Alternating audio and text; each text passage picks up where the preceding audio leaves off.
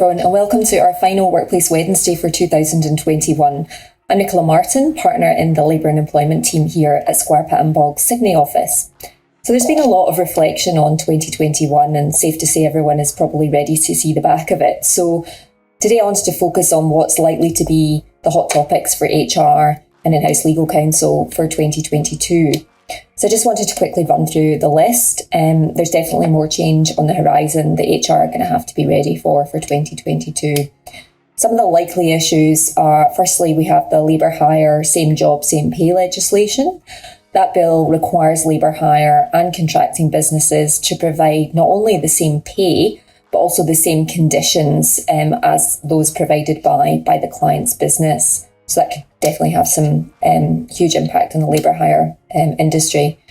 We're also still awaiting a High Court decision in a case about employees versus contractors and that typical indicia test. In that case, the unions brought proceedings against Personal Contracting Pty Limited. And the case has highlighted the difficulties, again, faced in classifying workers either as employees of independent contractors, particularly in the trilateral labour hire context. The full federal court decision strongly criticised the weight that was placed on contractual terms rather than what was happening on the ground in terms of the relationship. As I say, we're kind of long-awaited High Court decision that we should see in the first part of 2022. We've also got the Religious Discrimination Bill that's recently been put before Parliament. The core idea of the bill is to give legal protection against discrimination for people of faith, including in the areas of employment and education, similar to other discrimination legislation we have federally. But the current bill not only protects against discrimination, it goes that step further, allowing people of faith to discriminate against others.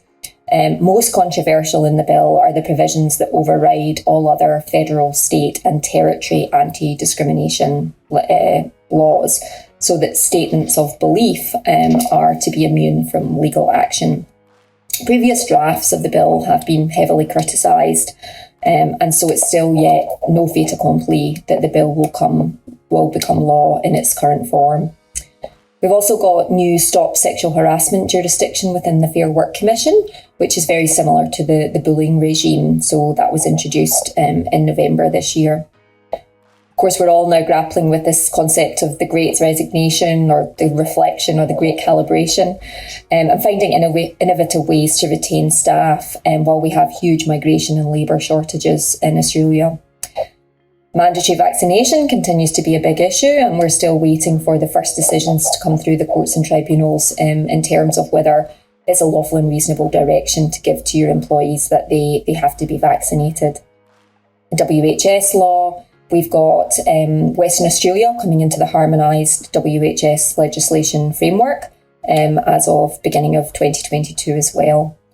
And the Fair Work Ombudsman, which is our regulator, has already put some critical pieces around underpayments on the agenda as far as it's concerned. Its priorities for 2022 are looking at fast food industry, cafes, horticulture, contract cleaning, as well as, of course, the large corporate underpayments that we're still seeing from the likes of Woolworths and Coles, our big supermarkets. So, checklist review for beginning of 2022. Check your super clauses, because there's been some changes to superannuation. Check or introduce working from home provisions in your contracts with so many more people working from home now. Have you got working from home checklists? Are you set up for this new hybrid world of work? Have you got a mandatory vaccination policy, or is that something you're thinking about introducing, and think about the impact that has on the business and on travel policies in particular? And we've also got a lot of clients, of course, revisiting their bonus and incentive schemes in order to help be innovative and retain and attract talent.